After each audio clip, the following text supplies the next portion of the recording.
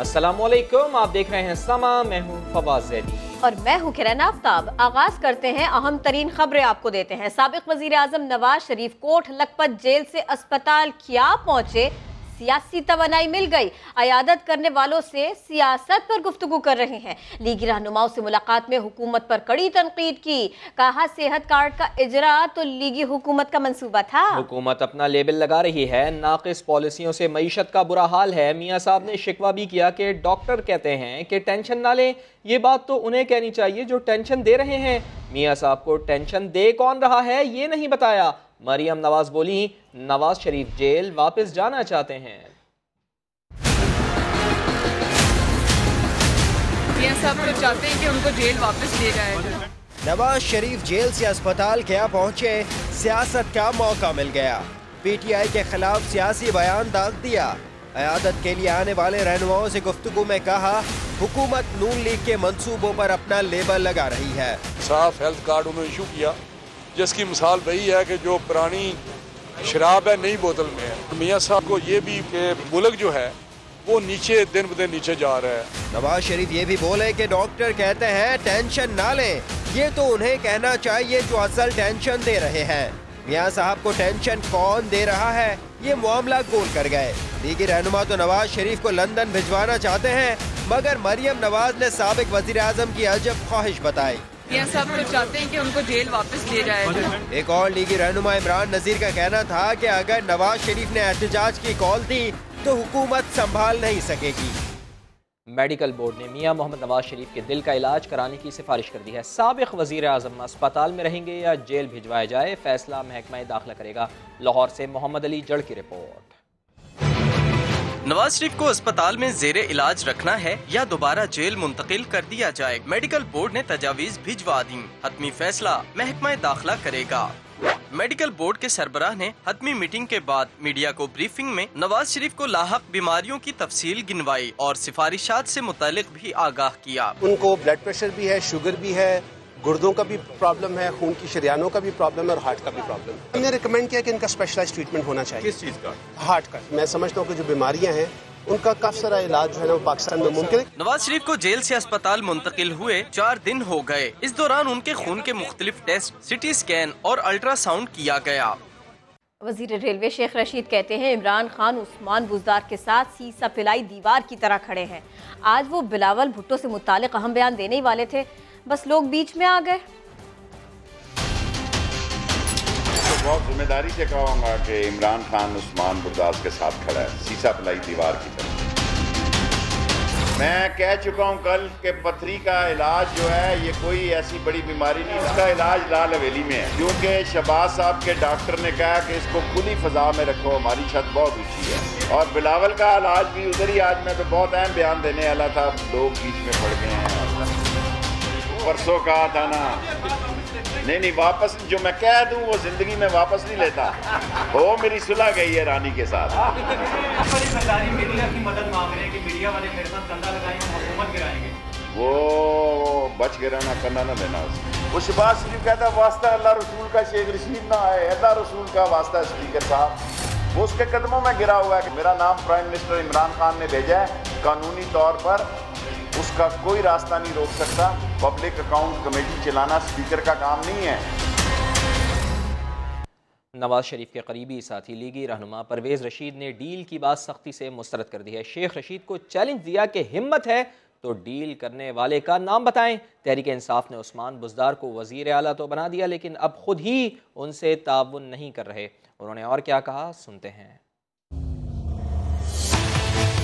सख्ती के साथ तरदीद करता हूँ, ना कोई डील हमने की है, ना किसी किस्म की डील की हमारी कोई ख्वाहिश है। नवाज शरीफ साहब अगर अस्पताल में आए हैं तो उनका हक दिया गया है, किसी ने कोई मेहरबानी नहीं की। हमजा बाहर गए हैं तो वो अदालत की इजाजत से गए। आप तो डील की बात करते हैं। मैं ये कहता हूँ कि शहबाज शरीफ के साथ तो ज्यादती और नाइंसाफी हो रही है। पहले तो वो जुर्रत पैदा करें शेख साहब अपने अंदर और उस कुव्वत का नाम लें जिसके साथ डील की। उस्मान बुज़दार साहब के बारे में खुद तहरीक इंसाफ जो है वो ज्यादा शोर मचाती है। ये उनकी जो इन हाउस डॉग फाइट है वो चल रही है। वज़ीर आला बनाने के बाद उसके साथ तावन नहीं कर रहे, ये कोई अच्छी मिसाल वो कायम नहीं कर रहे। हम कोई ऐसा गड़ा खोदने को तैयार नहीं जिसमें पार्लियामेंट की बनाई हुकूमत जो है वो किसी हादसे का शिकार हो। लेकिन अगर हुकूमत खुद अपनी कोताहियों की वजह से, और अब तो उन्होंने कुछ गुनाह करने भी शुरू कर दिए हैं, उन गुनाहों की वजह से किसी बोझ के तले आ जाती है तो फिर ये जिम्मेदारी खुद इमरान खान साहब के सर पर होगी।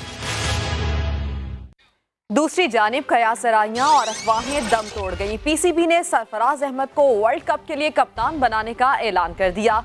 चेयरमैन पीसीबी एहसान मानी कहते हैं सरफराज अहमद कप्तान थे और रहेंगे। कप्तान की तब्दीली की अफवाहें दम तोड़ गईं। कयास आराइयां खत्म हो गईं। चेयरमैन पीसीबी एहसान मानी ने सरफराज की किस्मत का फैसला सुना दिया। तो सरफराज, मैं फिर आपसे कहता हूँ कि आप कप्तान हैं और इंशाल्लाह आप एक साथ चलेंगे। चेयरमैन पीसीबी बोले सरफराज कप्तान थे और रहेंगे। इनकी कामयाबियों को नहीं भूलना चाहिए। मैंने पहले दिन से कहा है कि सरफराज पाकिस्तान के कप्तान हैं और ये रहेंगे कप्तान। वो ऑस्ट्रेलिया सीरीज के लिए कप्तानी करेंगे, वर्ल्ड कप में कप्तानी करेंगे। एहसान मानी ने कहा बोर्ड के आला हुक्काम से बात की, हर कोई सरफराज को सपोर्ट करता है। सारा बोर्ड सरफराज के साथ है। मैंने अपने सिलेक्टर से बात की है, कोच से बात की है। हम सब सरफराज को सपोर्ट करते हैं as Pakistan captain. Chairman PCB पुरुमीद हैं कि जिस तरह सरफराज की क़यादत में चैंपियंस ट्रॉफी जीती, उसी तरह वर्ल्ड कप में भी टीम सरफराज होगी। और वर्ल्ड कप के लिए कप्तान बनते ही सरफराज को मुबारकबादों का सिलसिला भी शुरू हो गया है। साथ ही खिलाड़ियों ने ट्विटर पर मुबारकबाद दी है। कप्तानी बहुत बहुत मुबारक हो। सोशल मीडिया पर सरफराज को मुबारकबाद देने वालों का तांता बंध गया। सबसे पहले शुएब मलिक ने मुबारकबाद दी। ट्विटर पर लिखा, जैसे चैंपियंस ट्रॉफी जीते थे इसी तरह वर्ल्ड कप जीतने की कोशिश करेंगे। सरफराज ने शुएब का शुक्रिया भी अदा किया। मोहम्मद हफीज ने भी सरफराज के लिए नेक तमन्नाओं का इजहार किया। सरफराज पर तनकीद करने वाले शुएब अख्तर ने भी मुबारकबाद दी। लिखा, टीम को जीत दिलाओ और ट्रॉफी घर लेकर आओ। वहाब रियाज और अजहर अली समेत कई खिलाड़ियों ने सरफराज को मुबारकबाद के पैगाम दिए। पीसीबी ने बिलाखिर फैसला कर लिया। इंग्लिश सरजमीन को फतह करने के लिए पाकिस्तान को सिपाहसालार मिल गया। सरफराज अहमद वर्ल्ड कप में टीम की कयादत करेंगे। 2017 की चैंपियंस ट्रॉफी भी सरफराज ने उठाई थी और इस बार भी मकाम इंग्लैंड और कप्तान सरफराज अहमद हैं। सरफराज अहमद की कप्तानी पर अगर नजर डालें तो वनडे फॉर्मेट में सरफराज ने 35 मैचेस की कयादत की। 21 मैचेस में फतह की देवी ने पाकिस्तान के कदम चूमे, 13 में शिकस्त हुई। इस तरह से जीत का तनासुब 61.76% रहा। सरफराज और पाकिस्तानी कप्तानों का रिकॉर्ड देखा जाए तो सरफराज को बरतरी हासिल है। जावेद मियांदाद की क़यादत में 44.16% मैचेस जीते। शाहिद आफरीदी की कप्तानी में 51.35% मैचेस में कामयाब हुए। मिसबाह उल हक की जीत का तनासुब 53.48% रहा, जबकि इमरान खान की क़यादत में जीत का तनासुब 55.92 था। यानी सरफराज का रिकॉर्ड सबसे बेहतर है। अगर टी20 की बात करें तो यहाँ भी सरफराज अहमद सबसे आगे हैं। सरफराज की कप्तानी में 33 मैचेस खेले, 29 जीते और सिर्फ 4 में नाकामी का मुंह देखना पड़ा। मुसलसल 11 सीरीज जीतने का आलमी रिकॉर्ड भी सरफराज के हिस्से में आया, लेकिन सरफराज के जाते ही फतूहात को ब्रेक लग गई। शुएब मलिक की क़यादत में पाकिस्तान 2.5 साल बाद पहली सीरीज हार गया। ज़हनी तनाव या घरेलू झगड़े। कराची में संगदिल मां ने अपनी 2 साला मासूम बच्ची को समंदर में फेंक दिया। पुलिस ने मुलजिमा को गिरफ्तार करके बच्ची की लाश समंदर से बरामद कर ली है। खुदकुशी की कोशिश भी की लेकिन कामयाब न हो सकी। मुलजिमा का कहना है हालात से तंग आकर ही ये इकदाम किया। घरेलू परेशानी की वजह से बस ये वाकया हो गया। मैंने अपनी बेटी को डुबो दिया। माँ तो बच्चों के लिए साहिबा होती है, उम्र भर अपनी औलाद का ख्याल रखती है, उन्हें परवान चढ़ाती है। मगर कराची में पढ़ी लिखी माँ शकीला ने अपनी ही हाथों अपनी गोद उजाड़ दी। गुज़िश्ता रोज सीवीयू पर संगदिल माँ शकीला ने अपनी 2.5 साला बेटी अनम को समंदर में फेंक दिया और खुद भी खुदकुशी की कोशिश की तो करीब मौजूद लोगों ने उसे डूबने से बचाया। पुलिस को बच्ची की लाश सीवीयू से मिल गई। मैं क्या करती सर, मेरी बेटी थी, अब उसको जगह नहीं थी। आखिर इसने ऐसा क्यों किया? 2012 में शकीला ने मोहम्मद राशिद नामी शख्स से शादी की। शादी के बाद मियां बीवी में झगड़े रहते थे। शकीला ज़हनी तनाव का शिकार रहने लगी। शौहर ने शकीला और उसकी बेटी को साथ रखने से इनकार किया। मैके ने भी साथ न दिया और फिर मुलजिमा ने ये कदम उठाया। हाँ, मेरे घर वाले बिल्कुल अंडरस्टैंडिंग नहीं करते और मुझे और मेरी बेटी को एक्सेप्ट नहीं करते। ना शौहर करता है और ना माँ बाप करते हैं। SHO साहिल गजाला परवीन ने मुलजिमा को गिरफ्तार तो किया, मगर केस की तफसीलात बताते हुए रोहानसी हो गयी। मुझे बहुत तकलीफ है कल से, और मैंने पहले पूरी कोशिश की कि किसी तरह बच्ची मिल जाए और जिंदा मिल जाए, जिंदा हालत में। लेकिन सिर्फ मैं ये कहना चाहती हूँ कि हम खवातीन की इज्जत कब करेंगे। मुलजिमा शकीला के ससुराल वालों का कहना है कि वो तो पैदाइशी ज़हनी मरीजा है। काफी अरसे से अंडर ट्रीटमेंट है और ये बाई बर्थ इसकी जो है वो साइकी का इशू था। सवाल ये है कि अगर शकीला पैदाइशी ज़हनी मरीजा थी तो फिर उसने BBA तक तालीम कैसे हासिल की? शकीला के शौहर कहाँ हैं? शकीला बच्ची को शौहर के घर से लेकर गई तो फिर किसी ने उसको ढूंढा क्यों नहीं? कहीं ऐसा तो नहीं कि शादी के बाद शौहर और उसके अपने घर वालों के रवैये ने उसे ज़हनी मरीजा बना दिया? मकामी अदालत ने मुलजिमा को 3 रोज़ा जिस्मानी रिमांड पर पुलिस के हवाले कर दिया। मजहबी स्कॉलर बिलाल कुतुब कहते हैं कि माँ तो बच्चों को हर तकलीफ से बचाती है, कातिल कैसे बन सकती है? माहिर नफ्सियात डॉक्टर इकबाल कहते हैं कि इंसान मायूसी में इंतहाई कदम उठाता है। बेटियां तो खुदा की रहमत होती हैं, अल्लाह की तरफ से माँ बाप के लिए इनाम होती हैं, लेकिन कराची की शकीला ने अपनी ही बेटी अनम को बोझ समझकर समंदर में फेंक दिया। बिलाल कुतुब कहते हैं रिश्तों से एतमाद खत्म हो रहा है। आपके वली ना हो इस दुनिया में तो फिर इस माशरे को दोबारा से मेरे ख्याल में अपनी पनाहगाहों की तरफ रुख करना पड़ेगा और सोचना पड़ेगा। ना हक कत्ल का हिसाब सबसे पहले होना है रोज़े क़यामत। माहिर नफ्सियात डॉक्टर इकबाल आफरीदी कहते हैं नफ्सियाती बीमारी का शिकार कोई भी हो सकता है। सेरोटोनिन का लेवल जब कम हो जाता है तो बंदे के अंदर उदासी, मायूसी, नेगेटिव पहलू आता है। अनम के कत्ल का मुकदमा उसकी मां के खिलाफ दर्ज करके तफ्तीश शुरू कर दी गई है। और खैरपुर में कत्ल की जाने वाली 13 साला रमशा के केस में अहम पेशरफ्त हुई है। पुलिस ने गिरफ्तार मुलजिम को अदालत में पेश करके 7 रोज़ा रिमांड हासिल कर लिया। शफीक शर रिपोर्ट करेंगे। खैरपुर की रमशा वसान कत्ल केस में गिरफ्तार मुलजिम को पुलिस ने खुसूसी अदालत में पेश किया। अदालत ने मुलजिम गफार वसान को 7 रोज़ा रिमांड पर पुलिस के हवाले कर दिया। तफ्तीशी अफसर ने मरकजी मुलजिम जुल्फ़िकार वसान का नाम ECL में डालने की सिफारिश की है। एक अहम और मरकजी मुलजिम गफार वसान को गिरफ्तार किया गया है। इसके साथ साथ जो बाकी मुलजमान हैं उनकी गिरफ्तारी के लिए भी कोशिशें जारी हैं। 1 फरवरी को बाअसर मुलजिमान ने 7वीं जमात की तालबा रमशा वसान को घर में घुसकर मां के सामने बेदर्दी से कत्ल किया था। नो एंट्री और एग्जिट थी, 2 राइट में आर्म में थी, 2 लेफ्ट में थी, 1 मिड ऑफ द चेस्ट थी, 2 बिलो द चेस्ट थी। ताहम आवाज बुलंद करने पर मकतूला बच्ची के वालिदैन को गायब कर दिया गया, लेकिन पुलिस इसकी तरदीद कर रही है। शफीक शर, समा, खैरपुर। कराची में मलीर कैंट के करीब निजी रेस्टोरेंट पर झगड़ा और फायरिंग करके मैनेजर को जख्मी करने वाले सियासी घराने के 2 अफराद को गिरफ्तार कर लिया गया। पुलिस ने CCTV की मदद से मुलजिमान को तहवील में लिया। सऊदीन मुर्तजा की रिपोर्ट। लॉकअप में मौजूद ये वो मुलजिमान हैं जो मलीर कैंट थाने की हुदूद में नशे की हालत में रेस्टोरेंट में दाखिल हुए, मैनेजर समेत स्टाफ से झगड़ा किया। गुस्से में आकर मुलजिमान ने फायरिंग भी की, जिससे रेस्टोरेंट मैनेजर जख्मी हुआ। किचन मैनेजर की मुद्दत में मलीर कैंट थाने में मुकदमा दर्ज हुआ, जिसके बाद CCTV फुटेज की मदद से सियासी घराने से ताल्लुक रखने वाले 2 भाई मीर मुस्तफ़ा राशिदी और अतर राशिदी को गिरफ्तार करके तफ्तीश शुरू कर दी गई। कराची में पुलिस मोबाइल जैसी गाड़ी में सवार अफराद कायदाबाद और भैंस कॉलोनी में ताजरों से रकम बटोरने लगे हैं। ताजरों ने मुकदमा दर्ज करा दिया है। IG सिंध ने वाक़े का नोटिस ले लिया है। पुलिस के नाम पर रकम वसूली, कराची पुलिस भी परेशान। ताजरों ने कायदाबाद और सुखन थाने में मुकदमा दर्ज करा दिए। मुकदमे में कहा गया है कि भैंस कॉलोनी और कायदाबाद में पुलिस गाड़ी में सवार मशकूक पुलिस एहलकारों ने ताजरों से लाखों रुपए बटोरे। पुलिस ने फुटेज की मदद से छानबीन शुरू कर दी। उधर IG सिंध कलीम इमाम ने ताजरों से रकम बटोरने के वाकयात का नोटिस लेते हुए SSP मलीर से तफसीली रिपोर्ट तलब कर ली। गुजरावाला में गुज़िश्ता रोज़ स्कूल के बाहर से अगवा होने वाली पहली जमात की तालिबा को बाजियाब करा लिया गया। पुलिस ने अगवाकार को भी गिरफ्तार किया। मोहसिन खालिद की रिपोर्ट।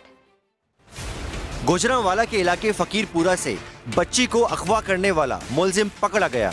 पहली जमात की तालिबा को मुल्जिम गुज़िश्ता रोज स्कूल के बाहर से उठाकर ले गया और रिहाई के लिए अहले खाना से 25 लाख रुपए तावान मांगा। हेलो, कौन बोल रहा है? आमना दी अम्मी है। हाँ जी, मैं आमना दी अम्मी गल करनी है। तू कौन है? अच्छा, तेरी बच्ची मेरे कोल है, 5 लाख रुपया दे वरना लाश आएगी। मैं सदके जावा, मेरी आमना, मेरा पिता मेरी धी नूं छड्ड दे, मैं थोड़े बहुते कर देंगी, मैनू टाइम दे। पुलिस ने सीसीटीवी की मदद से मुल्जिम की शनाख्त की तो वो कोई और नहीं बल्कि बच्ची का पड़ोसी निकला। इसने फिर कॉल भी की, उनको थ्रेट के लिए कॉल भी की, तवान के लिए भी कॉल की, तो फिर उसको टेक्निकली ट्रेस करके तो अल्लाह ताला ने कामयाबी दी, वो बच्ची भी बरामद हो गई और ये मुल्जिम भी पकड़ा गया। पुलिस ने मुल्जिम के खिलाफ मुकदमा दर्ज करके तफ्तीश शुरू कर दी है। कैमरामैन शब्बीर हुसैन के साथ मोहसिन खालिद, समा, गुजरांवाला।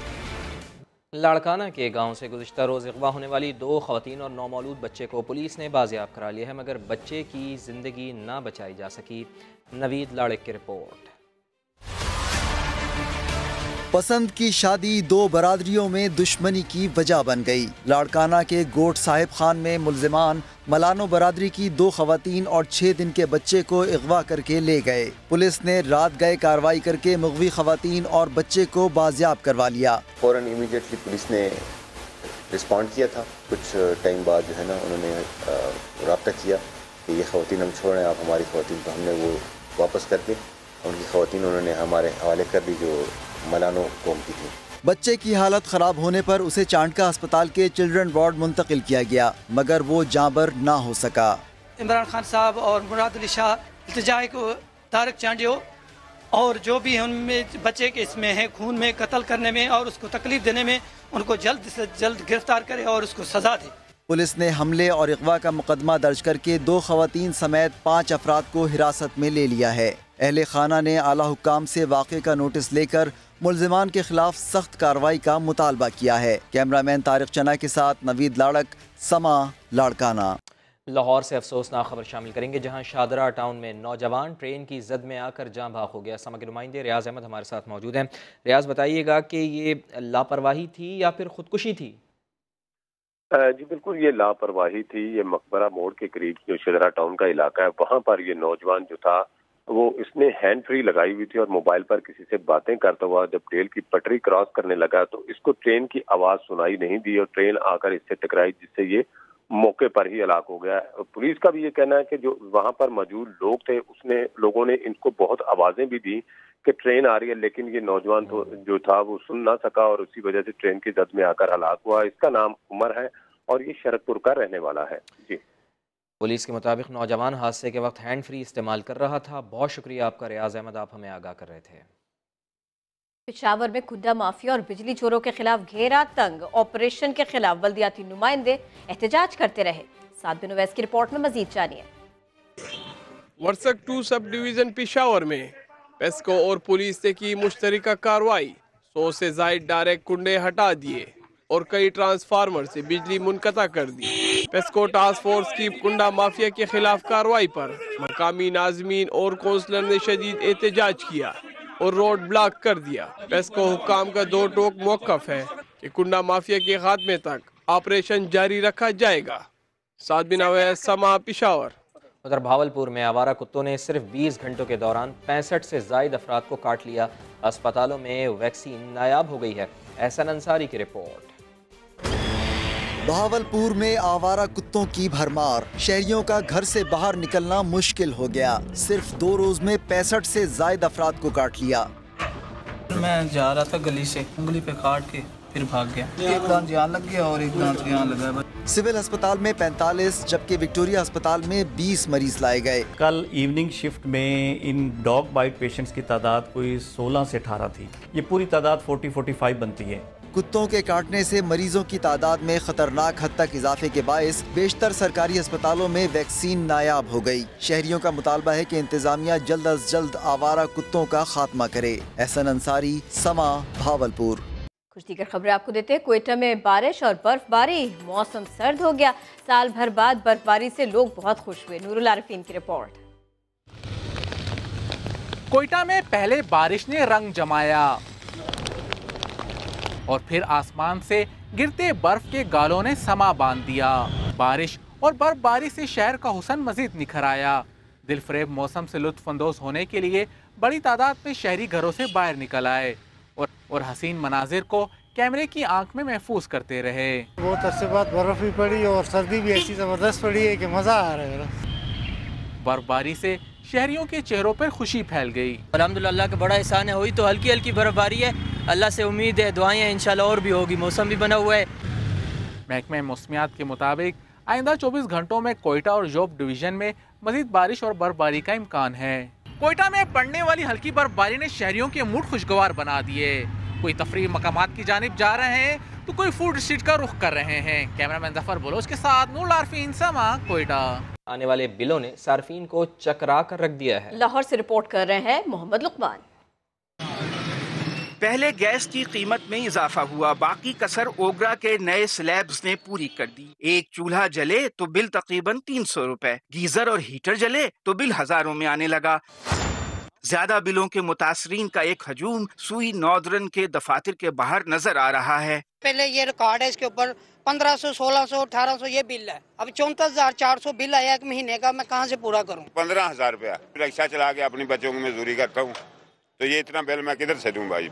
वजीर आजम इमरान खान ने गैस के बिलों में इजाफे का नोटिस लिया है, जबकि ओगरा हुक्काम सारफीन के मुख्तलिफ दराजात पर नजर सानी कर रहे हैं। कैमरामैन अली मुश्तबा के साथ मोहम्मद लुकमान, समा, लाहौर। वजीर पेट्रोलियम गुलाम सरवर ने सार्फिन को गीजर के इस्तेमाल में एहतियात का मशवरा दिया। समा के प्रोग्राम सवाल में इंकशाफ किया कि उनके घर गैस का बिल 70,000 रुपए आया है।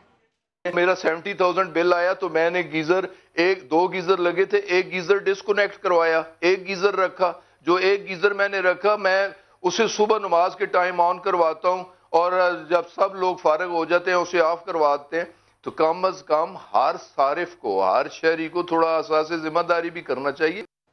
वजीर रेलवे शेख रशीद अहमद फैसलाबाद पहुंचे तो प्रोटोकॉल देखने लायक था। रेलवे स्टेशन की सजावट को मुड़कर भी ना देखा। झाड़ू पोंछा, रंग और रोगन किसी काम ना आया। रेलवे हुक्काम की सारी तैयारियां धरी की धरी रह गईं। रेलवे ने रेलवे स्टेशन को एक नज़र मुड़कर भी ना देखा। 20 से ज्यादा गाड़ियों के काबिले के हमरा चैम्बर ऑफ कॉमर्स और होजरी मैन्युफैक्चरर्स एसोसिएशन गए, सनतकारों से वादे भी किए। 24 घंटे के अंदर आपको कंट्रैक्ट, बल्कि हम आपको ट्रेन ही देने के लिए तैयार हैं। हम हमें पेट्रोल का खर्चा दें, हमारे ड्राइवर की तनख्वाह दें और थोड़ा बहुत पटरी का किराया दें, हम उसको फैसलाबाद फ्रेट ट्रेन के नाम से डाल दें। 1 माह के लिए रेल में सवार होने वाले वजीर की फुर्तियां देखकर अवाम भी चकरा कर रह गए। कैमरामैन कदीरुर रहमान के साथ अब्दुल अहद, समा, फैसलाबाद। हॉलैंड में इस्लाम मुखालिफ रहनुमा खुद मुसलमान हो गए। उन्होंने इस्लाम मुखालिफ किताब लिखने के दौरान इस्लाम कबूल किया। हॉलैंड में इस्लाम की कोई गुंजाइश नहीं, सिर्फ डच मुआशरे को ही जीने का हक देता है। ये और ऐसे ख्यालात हॉलैंड से ताल्लुक रखने वाले रहनुमा योरम फैन क्लेवरन के थे। इस्लाम से नफरत इस कदर बढ़ी कि क्लेवरन ने अपने ख्यालात को किताबी शक्ल देना शुरू कर दी। लेकिन वो जिस कदर इस्लाम के बारे में पढ़ते रहे उतना ही मुतासिर होते रहे और फिर अपने मुसलमान होने का ऐलान कर दिया। दाएं बाजू से ताल्लुक रखने वाले योरम फैन क्लेवरन 4 साल तक डच पार्लियामान के रुकन रहे, मगर अब वो नई जिंदगी शुरू करने जा रहे हैं। इस्लाम असल में क्या है, डच अवाम को बताने जा रहे हैं। तालिब इल्मों पर असातिज़ा के तशद्दुद की वीडियोस तो अक्सर देखी जाती हैं, लेकिन आज हम आपको दिखा रहे हैं नवाबशाह के स्कूल में उस्ताद की रिटायरमेंट के बाद तलबा का जज्बाती रद्द-ए-अमल। गवर्नमेंट प्राइमरी स्कूल नया मदरसा में गुज़िश्ता 14 साल से बच्चों को ज़ेवर तालीम से आरास्ता करने वाले उस्ताद रज़ा मोहम्मद शेख मुद्दत मुलाजमत पूरी होने पर स्कूल से रुखसत होने लगे तो तालिब इल्मों के अपने शफीक और मेहरबान उस्ताद से मोहब्बत और जुदाई के मनाजिर दीदनी थे। मासूम तलबा फूलों के हार पहनाते हुए उस्ताद के जुदा होने का गम छुपा नहीं पा रहे थे। आबदीदा तालिब इल्म अपने उस्ताद के गले लग कर रोने लगे। स्वात और गिलगित बल्तिस्तान में बर्फबारी का नया सिलसिला शुरू हो गया। गिलियात में बर्फबारी के बाद अब तक राबिता सड़कें बहाल न हो सकी।